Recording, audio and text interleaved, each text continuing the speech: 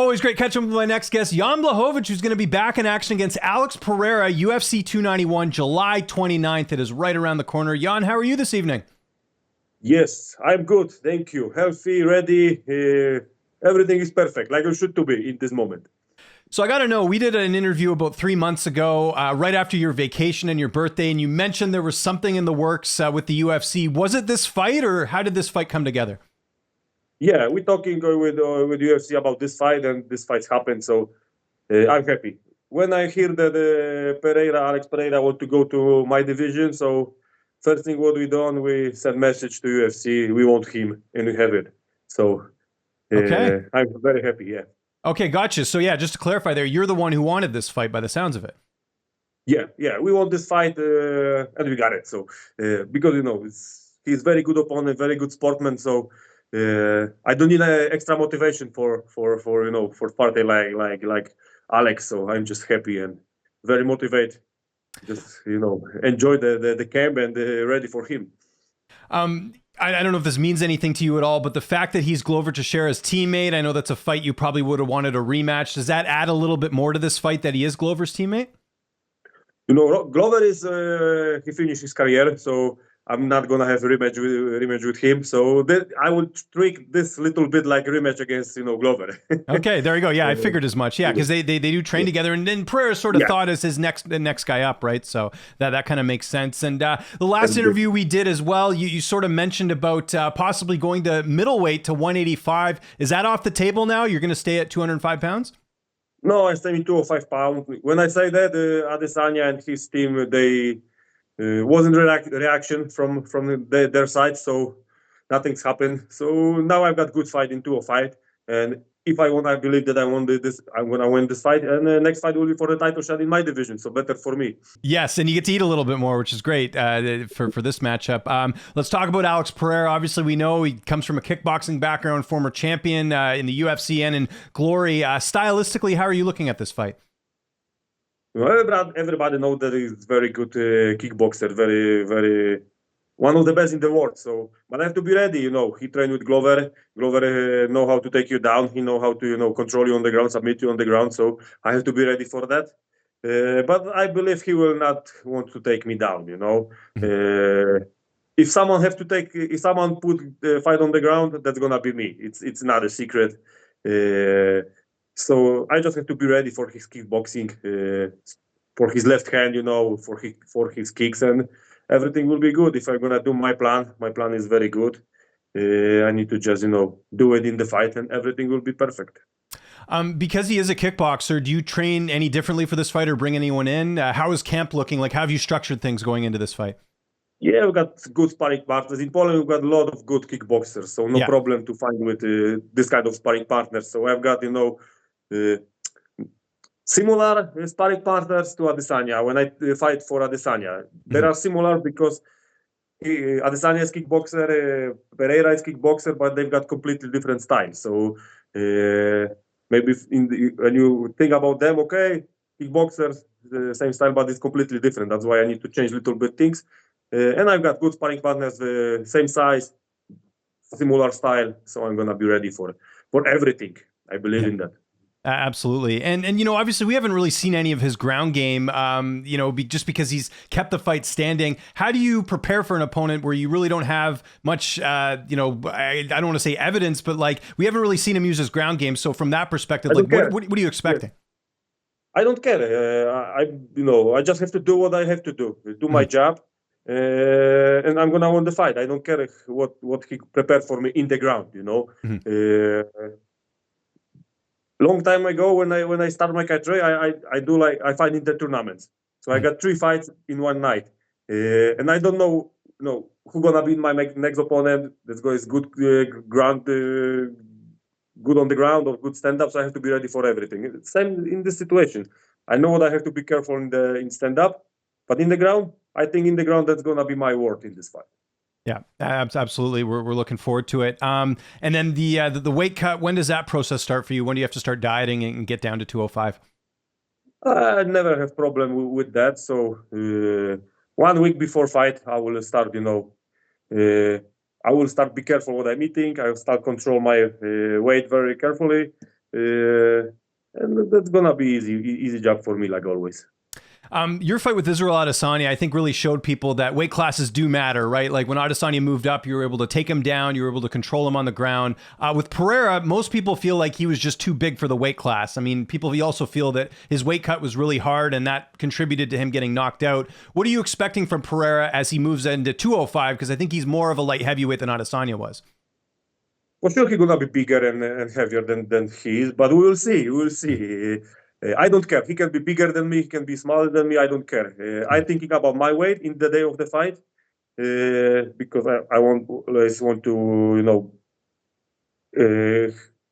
how to say it. I don't care what my opponent have the weight in the day of the fight. I think about my weight. You know. Yeah. I need, you know, catch like 7 or 8 kilos, and that I feel the best in the day of the fight. So this is the most important for me, and I believe I'm gonna be stronger, faster, and just better in every part of the fight against him, and I'm gonna be ready. I show him that the 205 it's completely different game, you know, because you can train with light heavyweight guys, even with heavyweight guys, but fight is the fight. It's completely different thing, different timing, different moves, different power, and he's gonna feel it in the fight. Well, kind of on that note, and again, I know you're sort of talking here about how you're focusing more on your skill set and not so much on him as an opponent, but what do you make of people saying that his knockout power will translate to 205? Because, you know, it is different, right? Like if fighters like yourself, you're a lot bigger. You can probably take a punch a little bit better if you're a bigger guy, right? Like what do you make of people saying that his knockout power will be just as successful at 205 as 185? You know, I don't know. We have to wait. We'll have to find out. Yeah. Couple more weeks, and we will see. I have to be careful. You know, he got knockout on power. I have to have my hands very high all the time.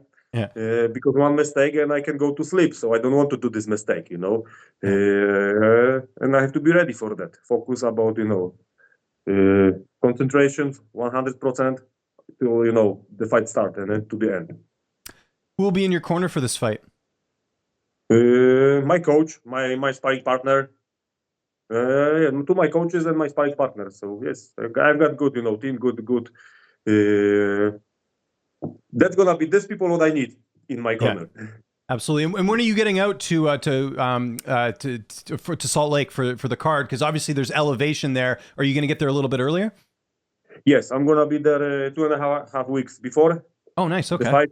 Yeah, to catch the climate. Now, right now, I'm in the mountains, in the same elevation in Poland. Similar great. Elevation. Okay, so, perfect. Yeah. So I start used to that. When I finish my camp in mountains, I'm gonna be just like 3 days in Warsaw, and then we go to the Salt Lake City and finish our camp over there. So I believe that I used to the attitude. I fight in Albuquerque. Albuquerque is in 2,000 meters, so a little bit higher than Salt Lake City, and I feel great. Mm-hmm. So I'm gonna do similar finish of the camp like when I fight in Albuquerque. Great, yeah. I mean, and that is a factor for fighters. I think fighting at that elevation, like we've seen certain fights where fighters maybe look a little bit more tired than usual. So that's great that you're in the mountains. I feel it. Yeah. I feel it. The time zone, the attitude. This is something what I feel. That's why I have to be a little bit earlier before fight in the place where I'm gonna fighting. How does this fight play out? How does this fight play out on July 29th? What's your prediction? How do you see it going down? I've got 2 predictions. Or I knock him out in second round, or I will submit him in second round. Okay, gotcha. Stoppage victory, second round. Put it in the books there. This fight is part of a new contract right now, or what's the latest on your contract? No, I know that if I win the fight, and I believe that I'm going to be winner, so my next fight will be for the title. Oh, so, really? Okay. Is that what the UFC kind of told you about this matchup then? Yeah. Yes. Okay. That's it. This is only one, thing in my contract now new. What do you think's happening right now? Because I think we're all kind of in the dark. Do you think the UFC's waiting for Yuri to get healthy so he can fight Jamahal Hill? Because we haven't heard any news about Jamahal since winning the title. Yeah, me too. I don't know. I just know what you know, what I just find on internet. I don't talk with Jamahal. I don't talk with Yuri. I don't know what's happened with him, how his shoulder is. So I don't know nothing about them. Yeah, we'll see, and you know, we'll see what's going to happen. It's weird, too long. Well, no, I agree, and also like what's going on with Magomed Ankalaev, your last opponent. It seems like he's healthy. I would think they're going to match him up with Rakic because that seems to be the only opponent available, other than maybe like Johnny Walker. But like, what do you think is going to happen there? Because he's another guy. Like, I know you fought to a draw with him, but there hasn't really been any talk about him either. Yeah, for sure. He need to do some kind of fight, you know.